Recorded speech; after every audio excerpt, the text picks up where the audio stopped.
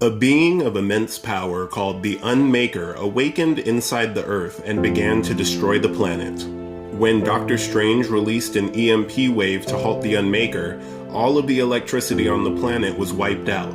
Now, 7 years later, the surviving heroes have formed a new society without the use of electricity. Tony Stark was abducted and taken to Apocalypse's stronghold in Europe. When Tony's allies sent Quicksilver on a rescue mission, the speedster returned under the evil influence of the Purple Man. The Human Torch was killed before Jean Grey managed to free Quicksilver's mind. Quicksilver then revealed that Apocalypse is using a group of mind-controlled heroes, including Mr. Fantastic, to create electricity using the captive Magneto. Dark Ages. Hey everybody, thanks for tuning in to another episode of the Comic Sam Podcast. I'm your host, Dylan Jumps, and today we're going over Dark Ages issue number 4. Pretty cool cover here, got some Fin Fang Foom action going on. Looks like he's doing battle with the heroes, and who knows, maybe we will see him in this issue. The issue starts with the teleporting mutant Nightcrawler bamfing around. Bamf being the noise that his teleportation power makes whenever he teleports. He's looking quite pirate-like and is even outfitted with an eye patch.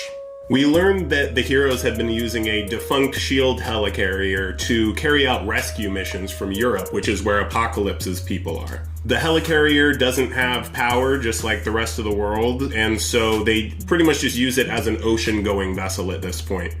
In order to preserve space but then always be sufficiently manned at all times, it's revealed that Jamie Madrox, or the Multiplying Man, is actually the sole crewman aboard, but he's able to multiply into however many they need, and then also unmultiply, I guess divide that. They've also got the mutant Colossus on board in order to help with raising and lowering the anchor when need be. And Colossus has the ability to coat his body in a biometallic material, which can also manifest as a super strength type ability. We learned that the heroes have just conducted a rescue mission from Portugal and have brought refugees back to Africa, or more specifically Wakanda, where Storm is the queen and Black Panther is the king.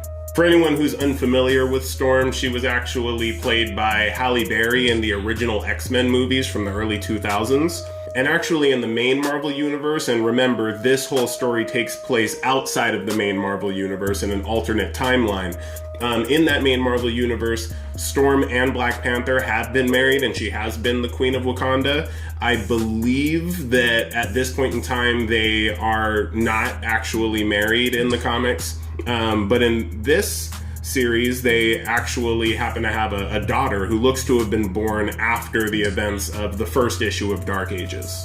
Not long after the crew steps foot back on land, they're actually met by Pepper Potts in Tony Stark's steam-powered Iron Man suit, as well as Sue Storm, or the Invisible Woman of the Fantastic Four. They explain that they want to go to Europe and save the heroes that they've just found out are actually being mind-controlled by the Purple Man, who is working for Apocalypse. In order to get this voyage moving forward, they have to talk to the Admiral, which turns out to be Nick Fury, who is played by Samuel L. Jackson in the movies. Nick Fury and Nightcrawler are not thrilled about being asked to go out so soon after they just got back, but Pepper and Sue, they do their convincing, saying that they're going to go regardless of if they can take the helicarrier with, and so Nick asks if Storm is willing to help with the voyage, because without her they'd have to rely on the steam-powered engine of the ship, and it could take them much longer,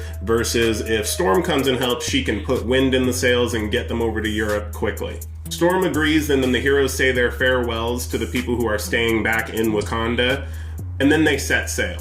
The heroes are holding a meeting to strategize about what they're going to do once they get to Europe, when all of a sudden they hear a scream from above deck. Or I should say screams, and these screams shake Peter, or Spider-Man, and then Luke Cage and Jessica Jones to their core, because they recognize where those screams are coming from. It turns out that May, Spider-Man's daughter, and then Danny, Luke and Jessica's daughter, actually stowed away on the ship. The parents don't have much time to lecture before both May's and Peter's spidey senses go off. Peter and Nick Fury look out into the distance, and one moment they see nothing, the next, Nick is being harpooned through the chest and yanked off of the helicarrier. That's when the Ghost Raiders are revealed. Now, Ghost Raiders is a play on the name Ghost Rider. When the world's power went out, these pirates who were adrift at the time made a deal with the devil just like the original Ghost Rider did, and now they've got these powers very similar to Ghost Rider. But it's a whole crew of them, so that's no good. The heroes spring into action. Right here you can actually see Colossus doing a double fastball special with Wolverine and Scout. For anyone who doesn't know, a fastball special is kind of just an ongoing super move where it involves a large hero with super strength throwing another hero at the enemies. It actually, I believe, originated with Colossus and the original Wolverine, Logan. There have been different variations throughout the years where they mix up what heroes are involved in it, but that's always referred to as a fastball special, and so that's just kind of a little fun fact side note. Chaos is ensuing, and Nightcrawler mentions that they need to get to the Guardians of the Port ASAP. No clue who they are at this point, but let's keep watching. The Ghost Raiders on their fiery ship are giving the heroes everything they've got. The Invisible Woman is putting up force fields to protect the heroes. Nightcrawler teleports off to retrieve Nick Fury. The heroes are going up against the Ghost Raiders, doing everything that they can, when all of a sudden, Fin Fang Foom shoots out from the ocean. Right here, we've got no clue what's about to happen. Remember how I said we might see Fin Fang Foom in this issue? Well, here's your confirmation.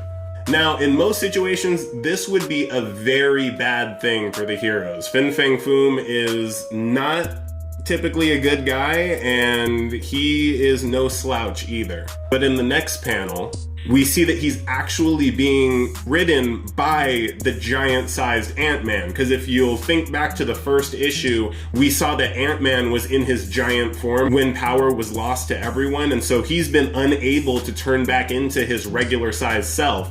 And apparently, him and Fin Fang Foom together are the Guardians of the Port. So this is who they've been trying to get to this whole time, and they showed up in the nick of time.